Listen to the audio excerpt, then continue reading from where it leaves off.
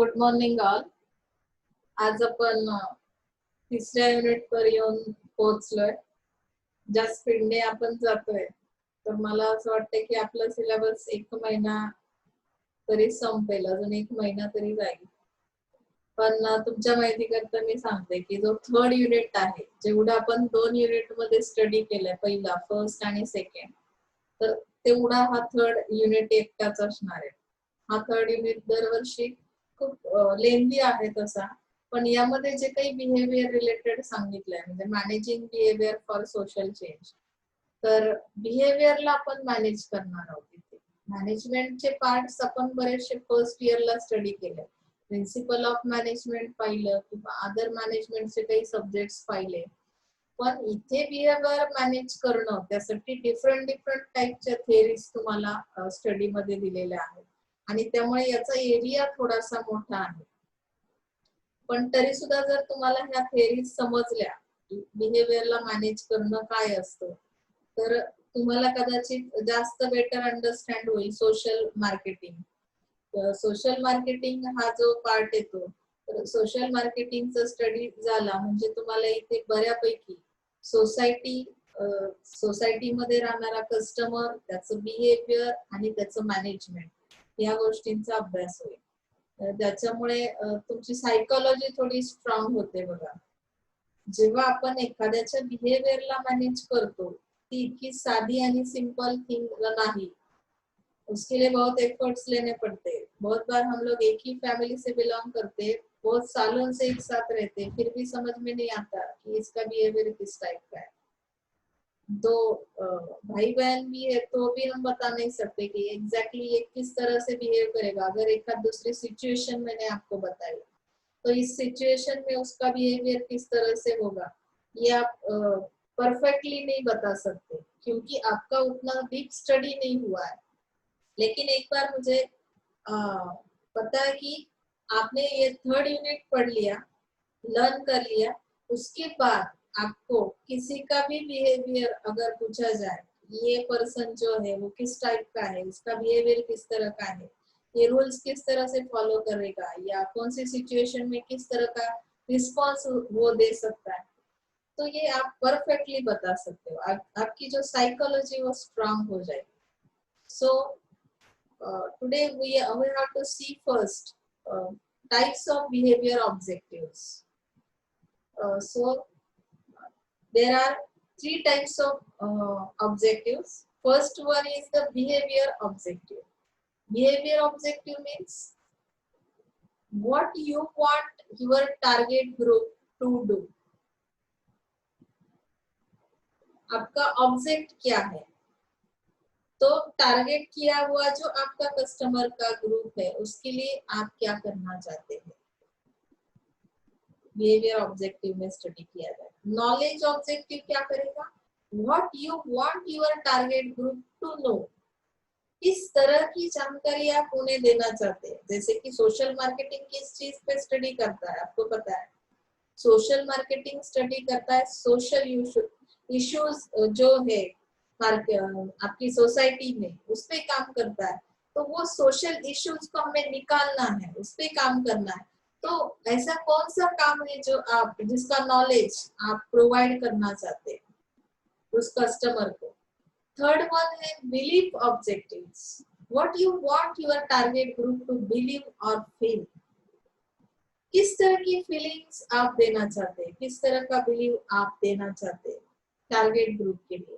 ये पहले मुझे ऑब्जेक्ट्स क्या करने हैं, फिक्स करने हैं. उसके बाद मैं एक्चुअल फंक्शंस करने के लिए जाने वाली.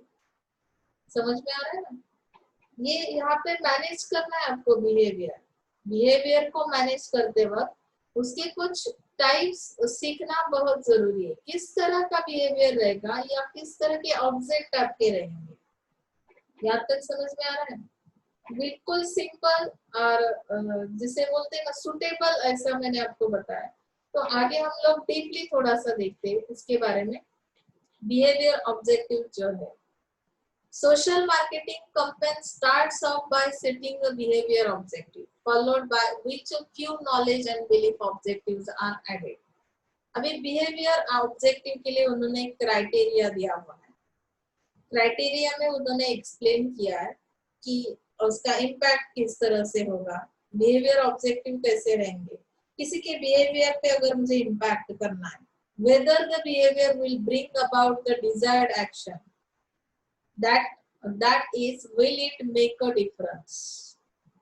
मतलब दो सिचुएशन से, जो पहला आपका बिहेवियर है, जो रियल बिहेवियर है, अभी आप जिस तरह से बिहेव करते हो वो, और आपकी एक्शन होने के बाद, यानी कि आपने जब उसे कुछ मैसेज दिया या बिहेवियर पे इम्पैक्ट किया, तो उसके बाद जो आपका बिहेवियर है वो किस तरह का है, उसमें डिफरेंस क्या है, किस तरह का इम्पैक्ट हुआ, बिहेवियर ऑब्जेक्टिव में आपको स्टडी करना है।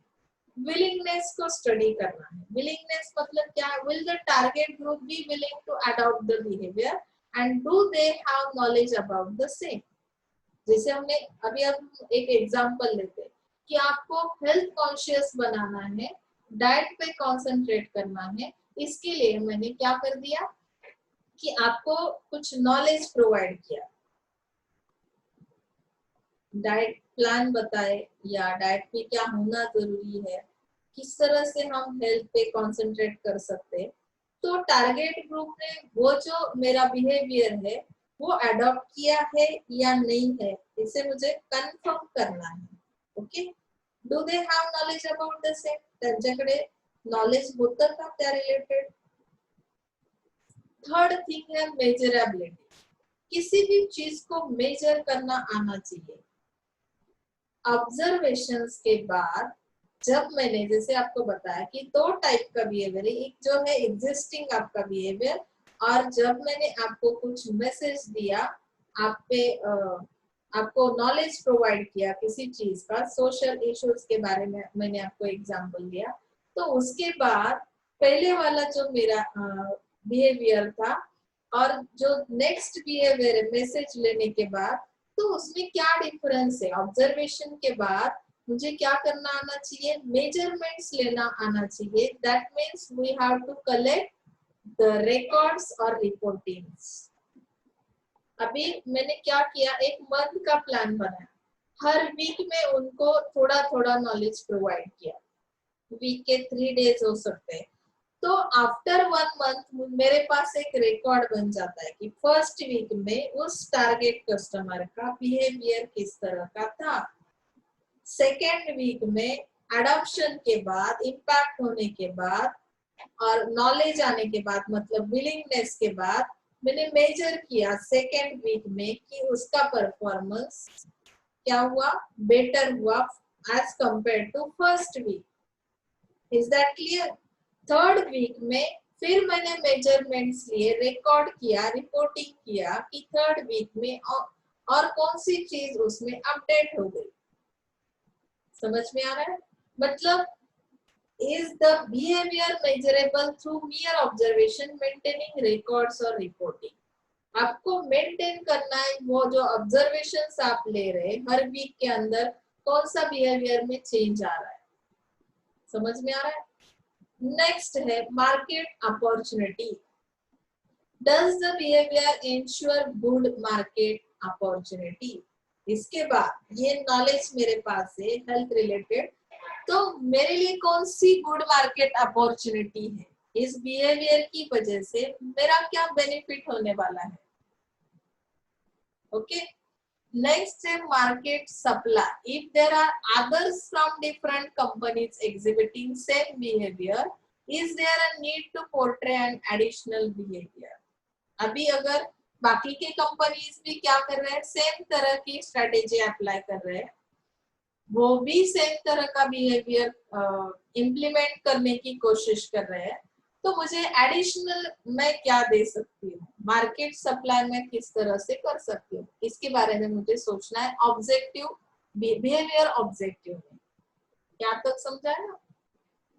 नेक्स्ट है नॉलेज ऑब्जेक्टिव। नॉलेज ऑब्जेक्टिव क्या कहता है, उन्होंने बहुत सारे एग्जांपल्स आपको दिए जिसके थ्रू ये प्रूव करने की कोशिश की है कि नॉलेज किस तरह से प्रोवाइड किया जाता है। Knowledge objectives are those relating to statistics. Statistics क्या कहते हैं, किस तरह का नॉलेज है, फैक्ट्स क्या है, एक्चुअली हुआ क्या था, हम लोग पूछते हैं ना फैक्ट क्या है, and other information and skills your target audience will find motivating और इम्पोर्टेंट। अभी उन्होंने एक एग्जाम्पल दिया है, देखो, statistics on risk associated with current behavior. For example, number of men who are chain smokers infected by cancer as against those who don't smoke. उनके पास किस तरह का नॉलेज है, आपका जो टारगेट किया हुआ कस्टमर है उसके पास, तो उन्होंने बताया कि एज अ मतलब रिस्क किस तरह की है, करंट बिहेवियर उनका कैसा है कि number of mens who are chain smokers, मतलब जो लोग स्मोकिंग करने वाले हैं मेन से, तो वो भी उनको भी कैंसर का इन्फेक्शन हो रहा है, और जो लोग स्मोकिंग ना करने वाले हैं वो भी इन्फेक्टेड है कैंसर से, तो उनके पास ये इस तरह का नॉलेज है। तो वो लोग बोलेंगे स्मोकिंग करने से फिर क्या, मतलब क्या बुराई है स्मोकिंग करने में, अगर ना करके भी तो कैंसर होने वाला है, तो फिर करने से क्या लॉस होने वाला है हमारा। समझ में आ रहा है, मतलब इस तरह का नॉलेज उनके पास है। अभी सोसाइटी में जो मैंने टारगेट किया हुआ कस्टमर का ग्रुप है, फिर उन्होंने बताया कि अट्रैक्टिव अल्टरनेटिव्स प्रोवाइड करने, फैक्ट्स ऑन अट्रैक्टिव अल्टरनेटिव्स। अभी अल्टरनेटिव्स यानी आपको ऑप्शंस देने, insurance as an investment option, आप एक तो इंश्योरेंस भी निकाल सकते हो, उसके लिए अल्टरनेटिव दिया एज अगेंस्ट फिक्स डिपॉझिट इन बँक्स। फिक्स डिपॉझिट तरी करा, अदरवाइज इन्शुरन्स मध्ये तरी इन्व्हेस्टमेंट करा, दोन्ही जरी केलं तरी काय असणार आहे, ठीक आहे इन्व्हेस्टमेंट आहे ती। लक्षात येतंय, दोघांमध्ये बेसिक डिफरन्स काय हे माहिती नाही, फक्त इन्व्हेस्टमेंट साठी हे दोन अल्टरनेटिव्स आहेत, एवढंच नॉलेज त्यांच्याकडे आहे। Facts that correct misconceptions, for example insurance only acts as a security to the successor once the insured is no more. त्यांनी काय फॅक्ट एक्सप्लेन केली मग नॉलेज मध्ये, पहिले जे स्टेटमेंट होतं तिथे फक्त इन्व्हेस्टमेंट कुठे कुठे करू शकतो त्यासाठी दोन अल्टरनेटिव्स दिले, एक तर इन्शुरन्स पॉलिसी घ्या, अदरवाइज एक तर फिक्स डिपॉझिटचं अकाउंट काढा बँकेत। लक्षात आलंय। बट नेक्स्ट फैक्ट उन्होंने जो बताई वो करेक्शन के लिए थी, जो आपके मिसकन्सेप्शन्स है, गैरसमज तुमचे जे आहे तर ते काढून टाकण्यासाठी दुसरं नॉलेज दिलं की इन्शुरन्सचा उपयोग आपल्याला फक्त लाईफ सिक्युरिटीसाठी किंवा सिक्युरिटी म्हणून केला जातो, जो कोणी ती पॉलिसी घेणार आहे आफ्टर डेथ काय होणार आहे की त्याला तो विम्याचा उपयोग करता येईल, इन्शुअर्ड इज नो मोर, जर तुम्ही नसाल तेव्हा तुम्हाला त्या इन्शुरन्स पॉलिसीचा उपयोग तुमच्या फॅमिलीला करता येईल। लक्षात येत आहे, म्हणजे दोन प्रकारचं नॉलेज तुम्हाला, दोन फॅक्ट्स एक्सप्लेन केल्या। नेक्स्ट तुम्हाला सांगितलंय information on how to perform the behaviour, instructions to open a net banking account. मग तुम्हाला पुढचं नॉलेज काय दिलं, तुम्हाला अल्टरनेटिव्स दिले, दोघांचे बेनिफिट्स सांगितले की कुठला अल्टरनेटिव्ह कुठल्या वेळी उपयोगात येणार आहे। त्यानंतर नॉलेज मध्ये काय दुसरं नॉलेज दिलं की तुम्हाला जर बँकेत अकाउंट, नेट बँकिंगचं अकाउंट करायचं असेल तर त्यासाठी काही इन्स्ट्रक्शन्स दिल्या, त्या रिलेटेड इन्फॉर्मेशन प्रोव्हाइड केली। मग त्यासाठी तुम्हाला हेल्पलाईन नंबर्स प्रोव्हाइड केले बँकेचे, काही जर अडचण आली असिस्टन्स म्हणून काही रिसोर्सेस त्यांनी अवेलेबल केले, जसं की हेल्पलाईन नंबर्स अवेलेबल केले, locations for purchase of goods और सर्व्हिसेस, सप्लायर्सची काही नावं तुम्हाला कळली की जिथून तुम्ही ते परचेस करू शकता गुड्स किंवा services, current laws and fines that may not be known or understood, for example fine for drivers who drink and drive and fine for spitting on public places। तुम्हाला लॉचं किती नॉलेज आहे त्याबद्दल काहीच माहिती नसेल, किंवा तुम्ही जर ड्रिंक अँड ड्राईव्ह जे आपण शिकलो याच्यामध्येच की जे अशा पद्धतीने ड्रिंक अँड ड्राईव्ह करतात तर त्यांच्यासाठी कसे फाईन्स लावले जातात किंवा पब्लिक प्लेसला जे काही ड्रिंक करणारे आहेत त्यांच्यासाठी कशा पद्धतीचे फाईन्स आहेत. तर या सगळ्या गोष्टींचं नॉलेज तुम्हाला अजिबात नाही, मग ते प्रोव्हाइड करायचं. समजतंय? म्हणजे पहिला झाला बिहेवियर ऑब्जेक्टिव्ह. बिहेवियर मेजर करायचे तुम्हाला, त्यानंतर तुम्ही अडॉप्ट केलं की नाही, त्याचं नॉलेज आहे की नाही ते स्टडी करायचंय. बिलीफ ऑब्जेक्टिव्ह मध्ये काय बघा, बिलीफ ऑब्जेक्टिव्ह मध्ये सांगितलं they are those relating to attitudes, opinions, feelings or values held by the target audience. आता त्या टार्गेट ऑडियन्स मध्ये त्या फिलिंग्स तुम्हाला तयार करायच्या की जर मी हे बिहेवियर अडॉप्ट केलं तर मी काय फील करेल किंवा काय फील करतो हे तो एक्सप्लेन करेल. Suppose they will personally experience the benefits from adopting the desired behavior. For example, a walk of 30 up to 45 minutes in a day will keep you fit and your body well toned. कौन सा benefit आपको हुआ अगर आप हर दिन 30 to 45 minutes तक क्या कर रहे हैं, वॉकिंग कर रहे हो, तो उसका फिटनेस का मतलब बॉडी पे क्या इम्पैक्ट हुआ, आपकी बॉडी किस तरह से फिट हो गई, ये आपने खुद एक्सपीरियंस किया. और आपने वो एक्सपीरियंस कब किया कि जब आपने वो बिहेवियर अडॉप्ट किया. वॉकिंग करना जरूरी है फिटनेस के लिए, हेल्थ कॉन्शियस हो ना आप. तो इसके लिए बिलीफ ऑब्जेक्टिव क्या हुआ आपका, आपने ट्रस्ट किया, ये वॉकिंग पे ट्रस्ट किया कि वॉकिंग सच में सही है, पर्सनली मैंने एक्सपीरियंस किया. अभी यहाँ पे उन्होंने बताया सेकेंड थिंग, आप किस चीज पर ट्रस्ट करते हो, बिलीव करते हो, they are at risk. For example, patients with orthopaedic problems will be at high risk if they turn overweight. तुमचं वेट जर वाढलं तर ऑर्थोपेडिकचे जे काही पेशंट्स आहेत त्यांना प्रॉब्लेम्स क्रिएट होऊ शकतात, त्यांना रिस्की पोझिशन फेस करावी लागू शकते. असं तुम्हाला काय केलं की या गोष्टीवर तुमचा विश्वास ठेवण्यासाठी तयार केलं तुमचं बिहेवियर. नेक्स्ट थिंग सांगितली, they will be able to successfully perform the desired behaviour. For example, following the GM diet plan despite its side effects. Okay, म्हणजे कुठले डाएट प्लॅन्स तुम्ही साइड इफेक्ट शिवाय काय करू शकता, फॉलो करू शकता, त्या पद्धतीने त्यांनी जीएम डाएट प्लॅनचे एक्झाम्पल दिलं.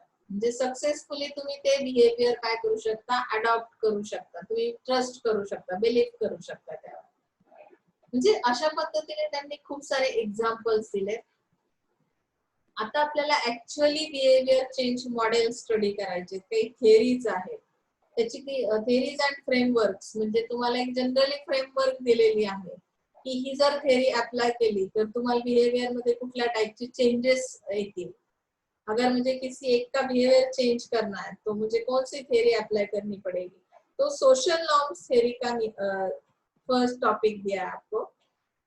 ये जो सोशल नॉर्म्स है, सोशल रूल्स कौन बनाता है, सोसाइटी बनाती है. तो उन्होंने यहाँ पे इस थियरी को फर्स्ट एडवोकेट किसने किया, उसका नाम दिया है Perkins and Berkowitz in 1986 to find solutions to students' problems to alcohol addiction. Students भी अल्कोहल एडिक्टेड रहते हैं, इस पे आप ट्रस्ट करते हो. बिलीफ ऑब्जेक्टिव्स आपके क्या कहते हैं, इसका एक्सपीरियंस किसने दिया है, ऐसा मैं क्वेश्चन भी नहीं पूछ सकती. मैं आप पे बहुत ट्रस्ट करती हूँ और मुझे पता है कि मेरे जो स्टूडेंट्स है वो तो बिल्कुल एडिक्टेड है ही नहीं. ओके ना. लेकिन यहाँ पे जो परकिन ने काम किया है, बर्कोविच ने काम किया 1986 में, तो उनको प्रॉब्लम क्या मिली कि सोसाइटी में जो स्टूडेंट्स हैं उनको प्रॉब्लम है, अल्कोहल एडिक्टेड वो हो रहा है, तो उस पे उन्होंने सॉल्यूशंस निकाले. So the theory was effective in reducing alcohol consumption among college students, and thereafter subsequently the social norm approach via this theory was applied to wide range of health issues. अभी ये जो मेरा behaviour है as a student, जो problem society में हो रहा है, तो उसका एक इम्पैक्ट उन्होंने बताया कि हेल्थ इश्यूज पे वो इम्पैक्ट कर रहा है। अगर हमारी यंग जनरेशन ही एडिक्टेड है किसी चीज के लिए जो हार्मफुल है हमारी बॉडी के लिए, तो फिर उसका इम्पैक्ट हेल्थ इश्यूज क्रिएट कर रहा है। This theory does not merely focus on the individual to change behavior. किसी एक के बिहेवियर पे इम्पैक्ट नहीं कर रही है थ्योरी, क्या कर रही है, it focuses on understanding the environment, why the students are alcohol addicted, what is the environment, what is the surrounding, म्हणजे त्याचा स्टडी केला जाईल. इथे पर्टिक्युलर एका स्टुडंटचा स्टडी केला जाणार नाही सोशल नॉर्म्स थेअरी मध्ये.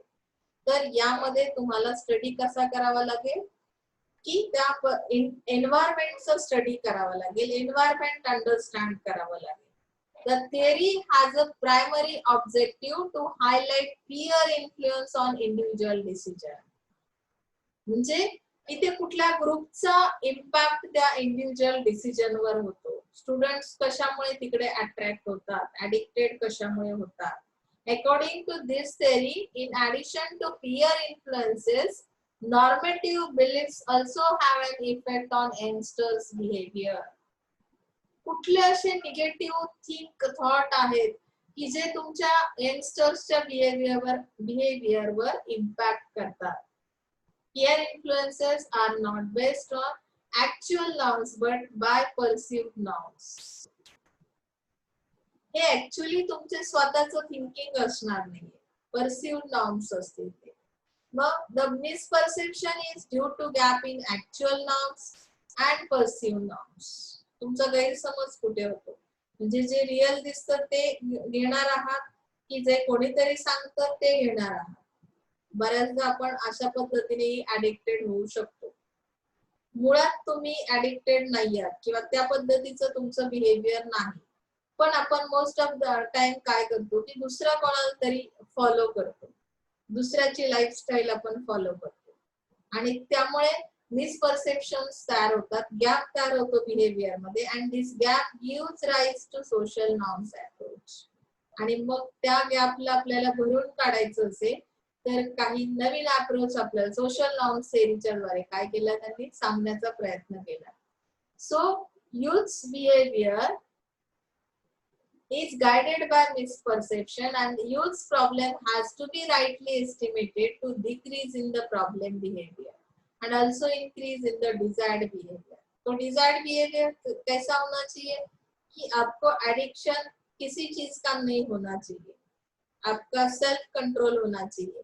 तो इस तरह का अगर मुझे डिजायर्ड बिहेवियर इंक्रीज करना है तो मुझे क्या करना पड़ेगा कि जो प्रॉब्लम हो रहा है बिहेवियर के अंदर, तो इस तरह के जो यूथ रिलेटेड प्रॉब्लम है उसे क्या करना है, डिक्रीज करना है, कम करना है उसे. उसके बाद ही मैं डिजायर्ड बिहेवियर तक पहुंच सकती हूँ. It is noticed that the misperception among the youth can be reduced partially or eliminated totally through media. अभी जैसे कि किसी चीज का हमें इम्पैक्ट करना है, किसी सोसाइटी में अगर हमें क्या करना है, डिजायर्ड बिहेवियर लाना है, तो मेरा टारगेट ग्रुप है यंगस्टर्स. तो यंगस्टर्स को अगर मुझे जो भी बिहेवियर है उसे एलिमिनेट करना है, एडिक्टेड बिहेवियर, तो मुझे मीडिया के थ्रू क्या करना पड़ेगा, टारगेट करना पड़ेगा उस यंगस्टर्स को. वो मेरा बेसिक प्लेटफॉर्म होगा जिसकी वजह से मैं सही से टारगेट कर सकती हूँ. The process of social norms by media includes the following. तो अभी ये सोशल मीडिया के थ्रू हम लोग जो सोशल नॉर्म्स कंडक्ट करने वाले तो किस तरह से किए जाएंगे. अभी मुझे टारगेट करना है यंगस्टर्स को, तो पहले मुझे क्या करना है, कलेक्शन ऑफ रिक्वायर्ड डेटा. अभी एडिक्टेड पर्सन्स, एडिक्टेड यंगस्टर्स जो भी है, उन्हें अगर टारगेट करना है तो किस एरिया से बिलोंग्स करते हैं, वहाँ पे कौन सी कंट्री से या सॉरी किस रीजन या लोकल एरिया से है, वो डेटा कलेक्ट करना है. So selection the appropriate normative message.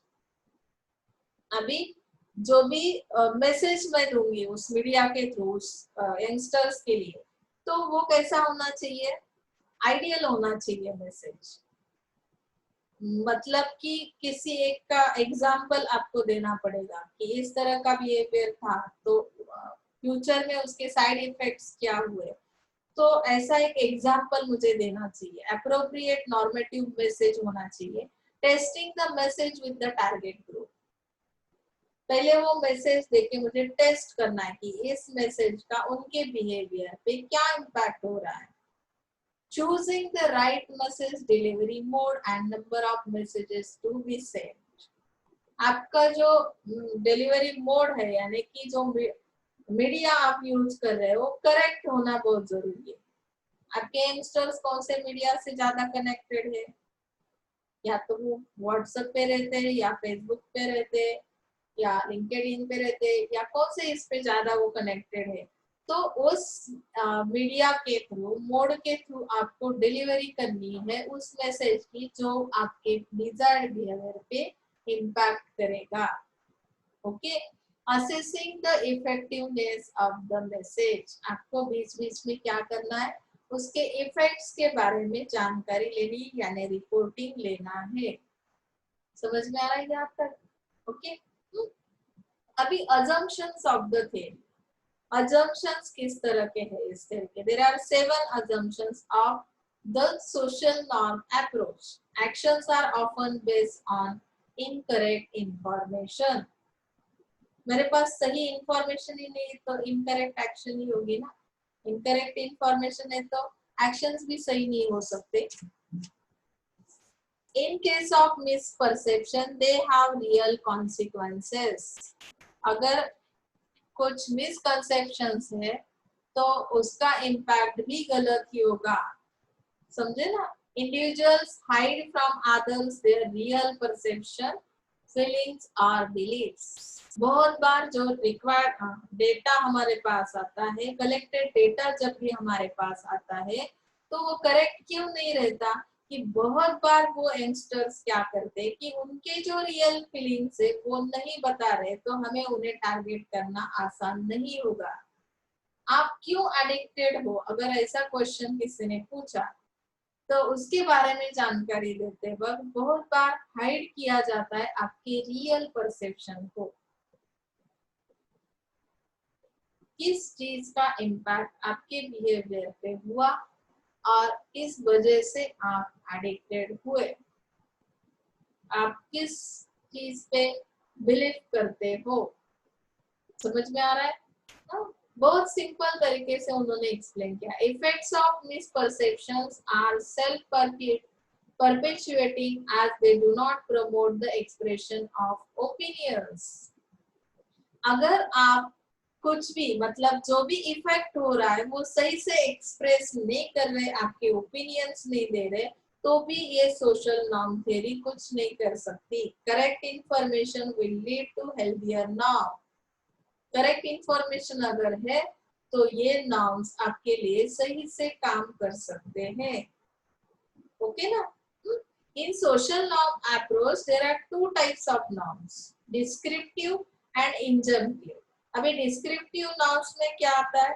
Descriptive norms नियम ज्याला आपण म्हणतो refer to the perception of others behaviour. काही नियम कसे असतात, दुसऱ्यांकडून आलेले असतात, while injunctive norms refer to the perception of approved and disapproved behavior. अभी approved behavior किस तरह का होगा और disapproved behavior किस तरह का होगा। ये अप्रूव नहीं है ऐसा हम लोग बोलते हैं ना, मतलब क्या है कि रियल नहीं है, लीगल नहीं, लॉयल नहीं है, तो अप्रूव नहीं है, डिसअप्रूव है। Disapprove injective norms assist an individual in determining an acceptable and unacceptable social behaviour. मतलब अप्रूव्ड और डिसअप्रूव्ड का उन्होंने यहाँ पे एक्सप्लेनेशन दिया कि कौन सी चीज एक्सेप्टेबल है कौन सी नहीं है, ये सोशल बिहेवियर में क्या किया गया है, इस तरह से उन्होंने एक्सप्लेन किया है कि डिस्क्रिप्टिव नॉर्म्स क्या कहते हैं, इंजेक्टिव नॉर्म्स क्या कहते हैं। ओके ना? अभी यहाँ पे उन्होंने जो नॉर्म्स दिए उसके लिए उन्होंने 3 प्रीमाइसेस दिए, जो कि ये नॉर्म्स उस चीज पे से बेस करते। ऑब्जर्वेबल बिहेवियर, डायरेक्ट और indirect communication and self knowledge. अभी ऑब्जर्वेबल बिहेवियर किस तरह का होगा? Observing others' behavior assists in the form of not information but could lead to fundamental attribution error. म्हणजे तुम्हाला ऑब्झर्विंग अदर्स बिहेवियर, तुम्ही इथे जे दुसऱ्यांना ऑब्झर्व करता, कधी कधी तुम्ही तुमच्या टीचर्सला ऑब्झर्व करता किंवा कधी तुमचे नेबर्स असतील किंवा तुमचे आयडियल पर्सन्स कोणी असतील XYZ, तर त्या पद्धतीने तुम्ही काय करता की तुमची जी इन्फॉर्मेशन कलेक्ट केली त्या पद्धतीने तुम्ही काय केलं, स्वतःचं बिहेवियर तयार केलं. It considers the tendency of human beings. Most of the time ही सगळ्यांचीच आपली काय आहे, टेंडन्सी आहे. काल परवा त्या क्लासमध्ये माझ्या फ्रेंडने हेअरस्टाईल जरा वेगळीच केली होती. दीपेश आहे का मार्केटिंगचा स्टुडंट, त्याला मी जनरली बोलत असते. मग शेजारच्यालाही वाटतं की तो लगेच विचारतो कोणाकडे जाऊन केलं असेल, कुठली सर्व्हिस घेतलीस. दुसऱ्या दिवशी दुसऱ्याचाही हेअर कट सेम असतो त्याच्या शेजारी बसणाराचा. हे काय झालं, ही टेंडन्सी, ह्युमन टेंडन्सी. तुम्हाला जे आवडतं दुसऱ्याने केलेलं ते लगेच तुम्ही स्वतःवर इम्प्लिमेंट करून देता. The fundamental attribution error is the tendency of individuals to view others' behavior as a trait rather than a factor influenced by situational variables. तुम्ही सिच्युएशनचा विचार करत नाहीये, फक्त त्याला फॉलो करणं, त्याचं बिहेवियर एवढंच तुम्ही इथे बघितलेलं आहे. त्याचे परिणाम काय होतील याचा तुम्ही इथे विचार करणार नाही. तो कुठल्या सिच्युएशन मधून येतो, कुठल्या सिच्युएशन म्हणजे काय, की त्याचा फॅमिली बॅकग्राऊंड काय आहे, तो कुठल्या ह्याच्याशी बिलॉंग्स करतो. पण मग तुम्ही कशाशी बिलॉंग्स करता, तुमचे पॅरेंट्स कोण आहेत, त्यांना ते आवडेल का, त्याचा इन्फ्लुएन्स तुमच्या ह्याच्यावर कसा होणार आहे, त्याचा विचार केला जात नाही. ऑब्झर्वेबल बिहेवियर मध्ये काय केलं जातं, जस्ट ऑब्झर्व केलं जातं आणि ते आपल्याकडे घेतलं जातं बिहेवियर. डायरेक्ट इनडायरेक्ट कम्युनिकेशन मध्ये काय केलं जातं बघा, इथे तुम्हाला लक्षात येईल. इथे direct and indirect communication also assist in norm formation. What words mean and what words imply. मग यामध्ये काय सांगितलं की information may be distorted intentionally और अनइंटेन्शनली.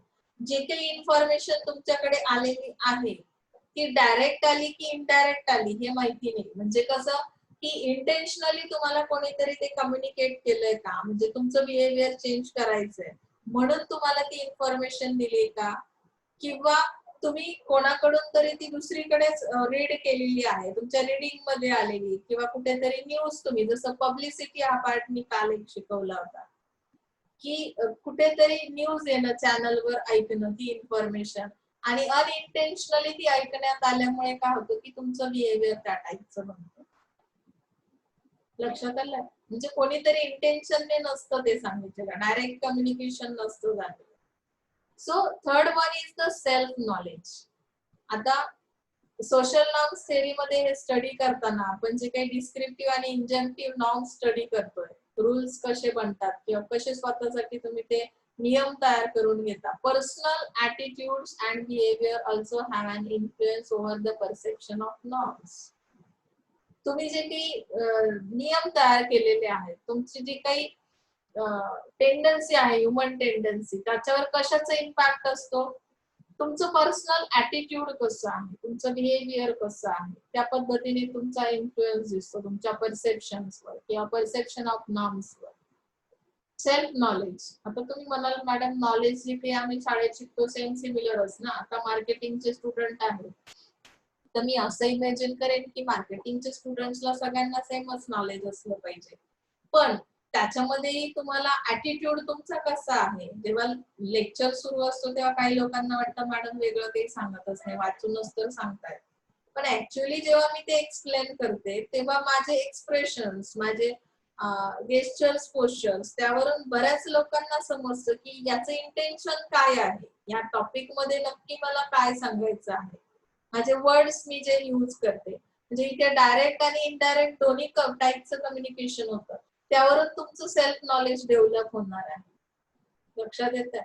म्हणजे मी सांगणं आणि ते तुम्ही इम्प्लिमेंट करणं, अशा पद्धतीने हा नॉलेज तुमच्या ऍटिट्यूडचा पार्ट इथे असणार आहे. Okay, so this is highly susceptible to the false consensus effect, that is when individuals don't possess the right kind of attitude and behavior. म्हणजे तुमच्या बिहेवियर किंवा ऍटिट्यूड मध्ये जर राईट थिंग्स नसतील तर त्या तुम्ही काय करू शकणार नाही, सोशल नॉर्म्स मध्ये आणू शकणार नाही. त्याची काही लिमिटेशन सुद्धा दिलेत, आपण जस्ट इन शॉर्ट बघूया. आणि इथे आपण आज एकच थेरी बघणार आहोत. Initial message must be presented in a reliable way to correct and the misperception held by individuals. खरं तर त्यांनी जे काही मेसेज दिलेला असतो या थेअरीच्या थ्रू, तो रिलायबल वेने दिलेला असतो, म्हणजे करेक्ट वेने दिलेला असतो. पण मिसपरसेप्शन कोणामुळे होतात? इंडिव्हिज्युअल्समुळे, कारण त्यांच्या ऍटिट्यूडमुळे. त्यांच्याकडे सेल्फ नॉलेज कसं आहे, डायरेक्ट इनडायरेक्ट आलेली इन्फॉर्मेशन कम्युनिकेशन कसं आहे. कोणीतरी तुम्हाला सांगितलं की या मेसेज मध्ये काही तथ्य नाही, हे काही सांगतात, तुम्ही त्यांना फॉलो करता, त्यांचं बिहेवियर फॉलो करता आणि मिसपरसेप्शन तयार होतात. Incorrect data collection will lead to poor choice of normative message and finally end up reinforcing misperceptions. Misperceptions again and again का सांगितले? गैरसमज का होतात की इनकरेक्ट डेटा कलेक्शन झालं. जसं की मी ज्यावेळी माझ्या टार्गेट कस्टमर कडे गेले आणि मी त्यांना त्यांचे इन्फॉर्मेशन घेतली, तेव्हा त्यांच्या रिअल ज्या काही फिलिंग्स होत्या त्यांनी त्या लपवण्याचा प्रयत्न केला. व्हाय यू आर ऍडिक्टेड असा क्वेश्चन विचारला. त्यांनी त्यांचं रिअल ओपिनियन दिलेलंच नसेल तरी सुद्धा इथे गैरसमज निर्माण होतात किंवा ते नॉर्म्स तुम्ही त्यांच्यासाठी करेक्ट मेसेज देऊ शकत नाही. Sources that are not as per the required targets can make the campaign unsuccessful. म्हणजे काय की सोर्सेस जे यूज केले त्यांना टार्गेट करण्यासाठी, मीडिया जो वापरला, तर त्या मीडियाने प्रॉपर जर काम केलं नाही तर मी कितीही इफेक्टिव्ह मेसेज बनवलेले असेल तरी सुद्धा ती कंपेन अनसक्सेसफुल होईल. That is the limitation of this social norms theory. There should be a proper quantum of message to population to make an impact and not make this message commonplace. Generally common प्लेसला तुम्ही हे करू नका, तर तो population साठी आहे, तो एक पार्ट आहे, म्हणजे पॉप्युलेशनचा एक पार्ट आहे. सोशल इश्यू म्हणजे काय की तुमच्याकडे असणारी जी पॉप्युलेशन आहे त्यांच्यासाठी ओव्हरऑल हा असणार आहे. तो जनरल मेसेज म्हणजे त्याला कॉमन असं नाव देऊ नका. म्हणजे काय की तो पॉप्युलेशनचा एक पार्ट आहे, तो प्रॉब्लेम क्रिएट होणं म्हणजे, आणि त्याच्यासाठी हा मेसेज आहे. हा एक तुम्ही मेसेज देणं खूप गरजेचं आहे. In spite of the above limitations, social norm theory can be effective in changing individual behavior. म्हणजे जर हे आपण लिमिटेशन्स असूनही ही सोशल नॉर्म थेअरी कशी आहे की इफेक्टिव्ह आहे तुमचं इंडिव्हिज्युअल बिहेवियर चेंज करण्यासाठी. इथपर्यंत समजलंय? दुसरी जी मॉडेल दिलेलं आहे डिफ्युजन ऑफ इनोव्हेशन मॉडेल, ते आपण पुढच्या लेक्चरला म्हणजेच अर्थात गणपती वॅकेशन नंतर घेणार आहोत. सो आपण थर्ड युनिट स्टार्ट केलाय, त्यामध्ये सोशल नॉर्म्स थेअरी झालेली आहे, इथपर्यंत लक्षात ठेवायचंय. त्यामुळे इथे आपण आज थांबतोय. So thank you so much. तुम्हाला समजलंच असेल, फार इंटरेस्टिंग पार्ट आहे, थोडंसं तुम्हाला कॉन्सन्ट्रेट व्हावं लागेल इतकंच, कारण की ते लगेच समजणार नाहीये तुम्हाला, थोडं कॉन्सन्ट्रेशन अपेक्षित आहे इथे. म्हणजे सोशल मार्केटिंग हा तसा डिफरंट पार्ट आहे. So thank you once again. Happy holidays.